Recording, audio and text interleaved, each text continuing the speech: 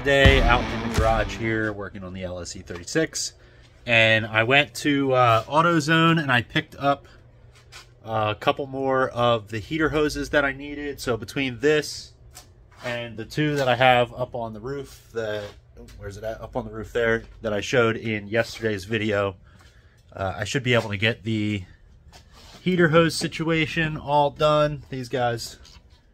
And this is a really common thing. Everyone's always asking about what hoses to get. This one is an AC Delco 1852L. The other one is a Gates 28480.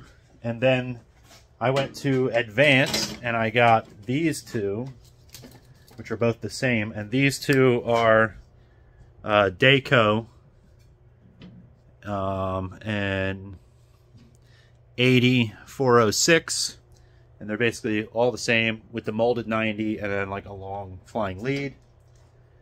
Perfect for LS swapping the E36 or most BMWs. A lot of cars, actually, these hoses are the ones that you want. And there's a lot of different part numbers for these hoses. If you can't find the part number that you want, just go ask if you can go back into like where they have all their heater hoses and stuff, and you can usually spot them pretty easy. I mean, they're just with a 90 and a long flying lead. These were just hanging up in the back. I walked back there and I found ones that looked about the right size. So I'm going to strip these old hoses off of here, and we're also going to move the fuse block power wire up while we're there. So I'm just going to get to work, and yeah, I'm going to put you on the tripod and yeah, get to it.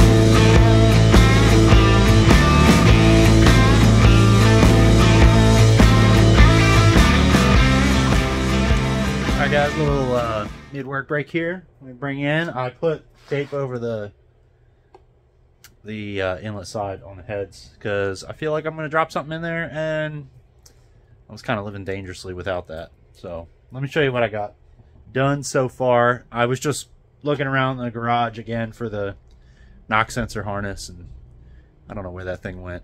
So I guess I'm going to order another knock sensor harness. I know as soon as I order it, I'm going to find the other one. So I guess I'll order it. Maybe I'll find it and then I can cancel, but we'll see. Anyway, let me show you what I got. So yep, put the tape on there because I was pretty sure I was going to drop something in there. Move that power wire up that was here. So that's up in this bundle now. I got the grounds hooked up to the heads here. One here, one there. That's part of the, I think it's Precision PSI harness. Whoever made the harness, I forget. Now, you can look through like the original swap videos and I go over that. But I pulled those hoses off. So here's the ones that I was running. And here's the new ones. So now I'm going to trim them. Got to cut the 90s off so that they're nice and tight like these, because there's not a lot of room to work. So got to do that, and I'm going to do flying leads straight up here. Whoop! So they're going to be like hanging up in the air. And then I want to do like a strap around here. I can probably put another... Oops, sorry, I'm like aiming at nothing there. I want to do a strap here that kind of keeps the hoses straight up and tucked here. Then they can come over and head this way and either go to the valve, and then one down to here. If you're want, these are for the nitrous kit. This is purge and the actual solenoid. All that stuff's covered in another video. But I'm gonna get back to work and just wanted to kind of break up the time-lapse monotony, so let's do it.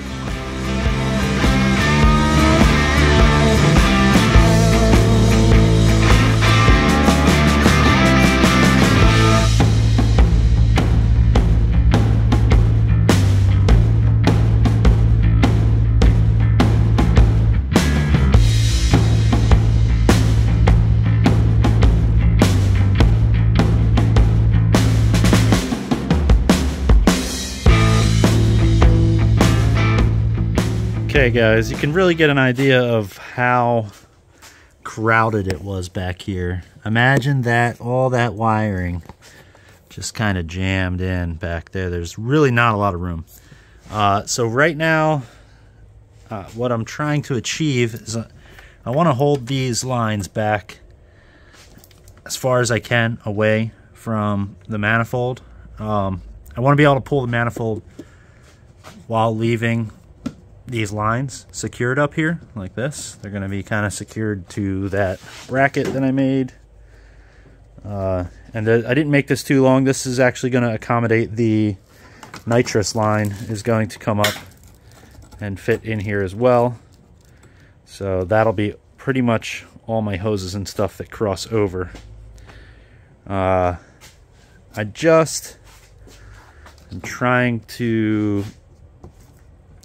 trying to work out a way to hold those back because it's a real pain.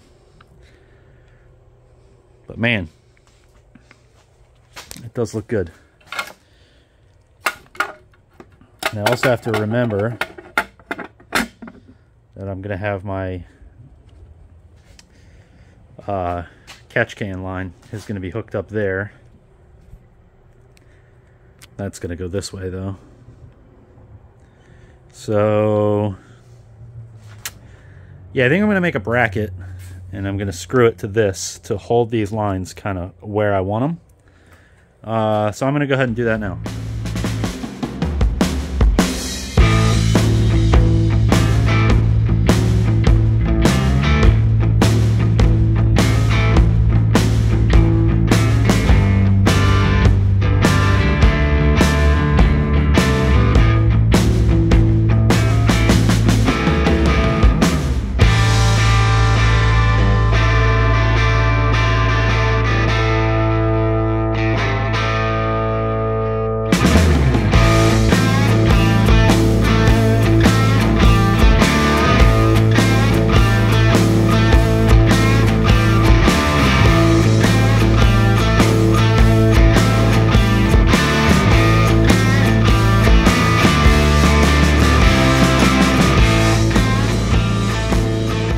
Back in here again.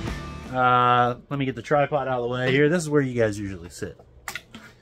Yeah, check this out. Turn it around.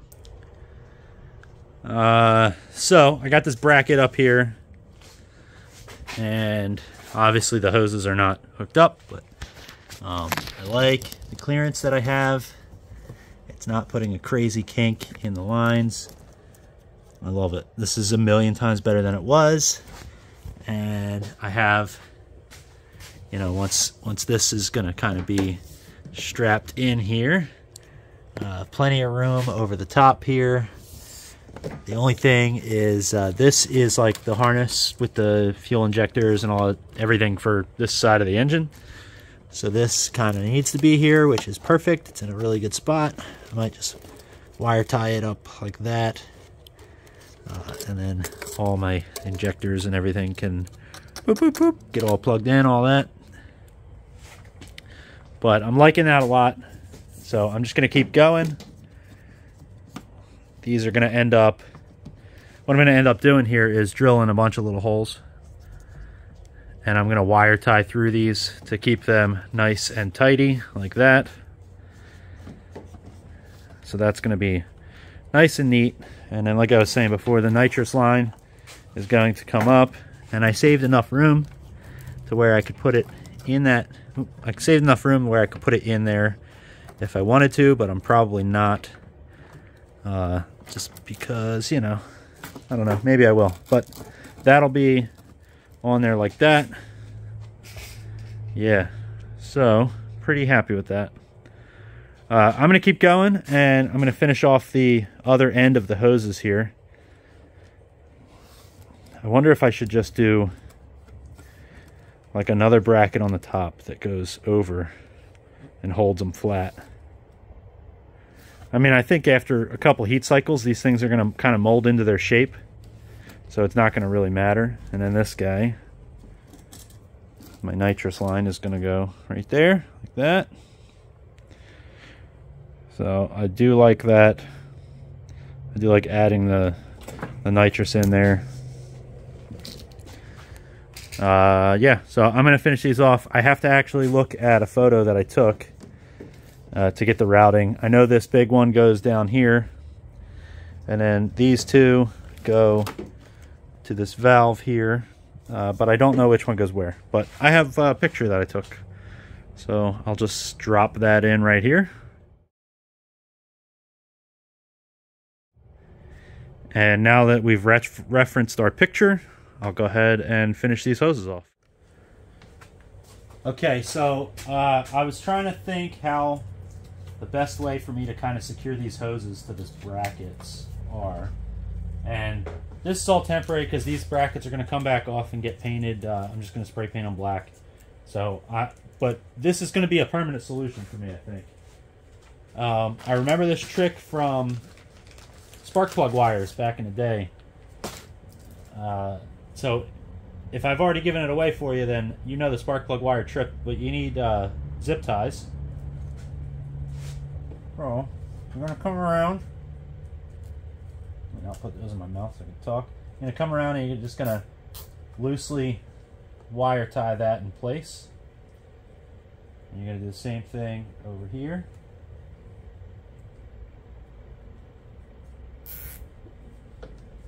Alright, now you're going to feed wire tie down in between the hoses. And I'm going to do it so that the tie is on the bottom. And you go around the bracket. And I'm going to put one more here.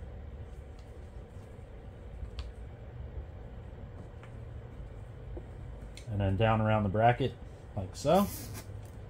And then you kind of hold this, give that a little snug down, same thing. So this is how I used to do spark plug wires if you didn't have any fancy plug wire dividers or holders.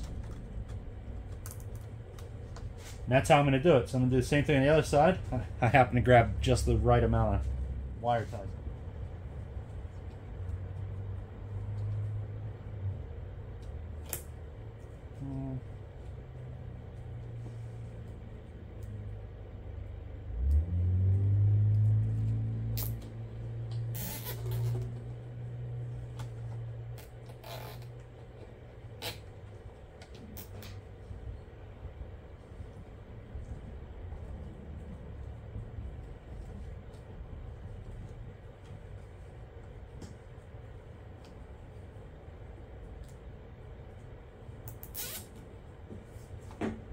Well, I didn't think of this sooner.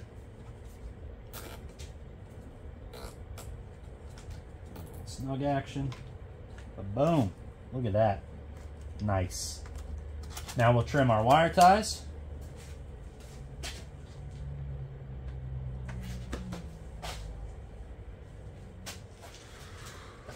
And I actually want to get my flush cutters. They're in the back of the car, so let me stand by. Okay, I got my little flush cutters. If you don't have a pair of these, you should definitely get them. These ones were from Harbor Freight. And you can see that they're pretty gnarled up because I use them a good bit. But they're so cheap that you can just buy new ones. But the reason why I wanted these is because I don't want to reach under here if I'm working on something and get daggered by a sharp wire tie end. So you can cut these off nice and flush. Anybody that has worked with zip ties knows this is very important. Believe it or not, plastic zip tie will cut you pretty dang good.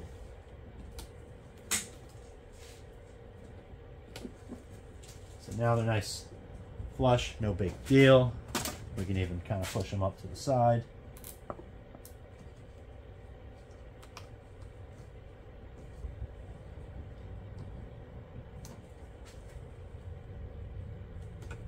Boom, that looks so good. Let me show you around a little bit. Yeah, I'm super happy with that. Before, on my old setup, not only was there no way that you could do anything behind here, you really still can't, but I didn't have to, I would have to like jam the intake manifold forward just to get it on because of the amount of wiring and everything jammed down here. And my heater hose was always kind of digging into the corner of the fuel rail here, right here. So now I have that nice gap. I'm going to put rubber heat shrink on this to give it a little bit of padding so it doesn't dig into the hoses here, but it's really not a lot of pressure on it. All the way under, looking nice and good. Look at all that room. Nice and neat. Okay, so now to terminate these, this big dog here is going to go down to here, which goes to here to a T, tees up to my tank, and then it comes around, and it is the front one here. I don't know if it matters, but that's how I have it hooked up. These are just set in place, they're not tightened yet. Then this one, the second one, so the middle, this middle guy is going to come to the bottom, and I have this mounted sideways. From the factory, it's like mounted this way, so these are on the bottom. But my middle hose is going to go here, and then this outside one, the one furthest to the driver's side here, comes around the outside. That is going to be my top one, and that ought to finish it up. So, oh yeah, and then the third outlet on the valve here comes down, goes into a 90-degree turn there, comes back here, and it is the front one here. So that's the coolant system. Let me get that knocked out, and then I think I have one more thing on the agenda today, and then I'm going to call it a day. So let me get to it.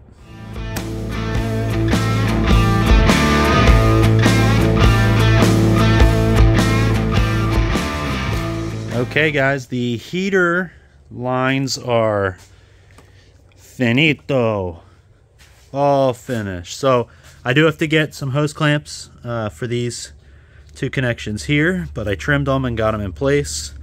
Also need a hose clamp for here, so I need 3 hose clamps.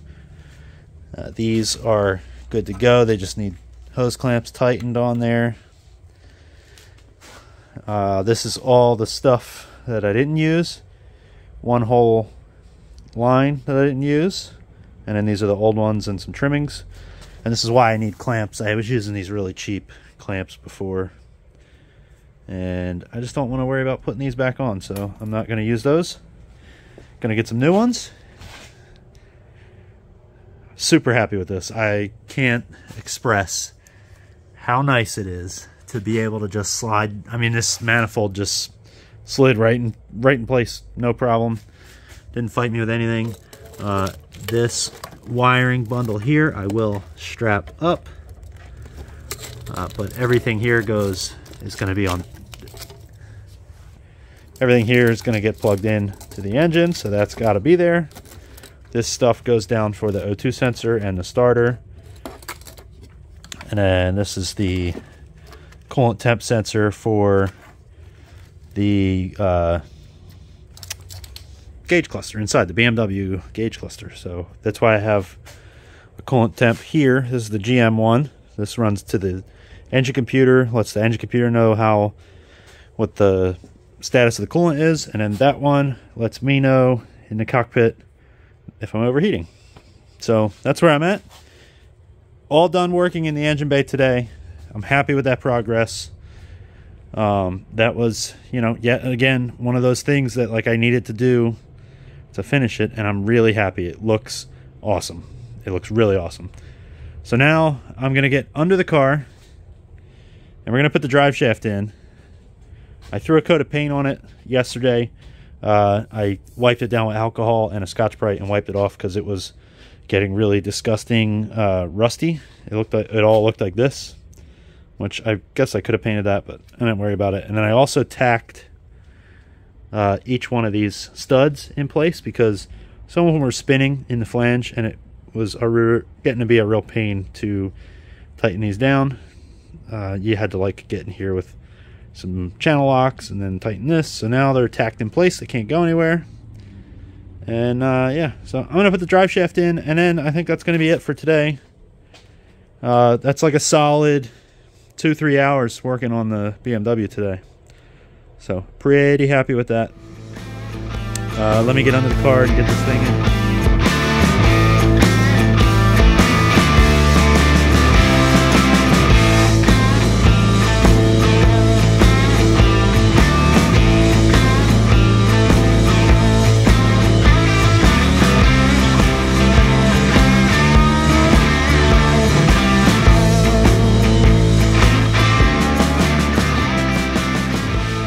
Alright guys, you know what time it is. It's outro time. Thanks for watching. I'm really happy with the progress that we made on the LS E36 today. This thing is going to be back on the road before we know it, and I can't be happier with it. So I appreciate you watching. I appreciate everybody that's hitting the like button and dropping me comments and subscribing and all that. So appreciate it. Don't forget, I am trying to enter this into Midwest Drags this come July. So there's a lot of work to do to get ready for that, but there's also, you know, the financial aspect of signing up and paying for all the hotels and just the general expense. If you want to help me out and be a part of the journey to go on my first drag and drive, please head over to Buy Me a Coffee. There's a link in the description. And just whatever you can donate, I appreciate it. It'll help me out. Until next time, I'll see you later. Thanks for watching. Stay safe. Gotta get that B-roll for the outro.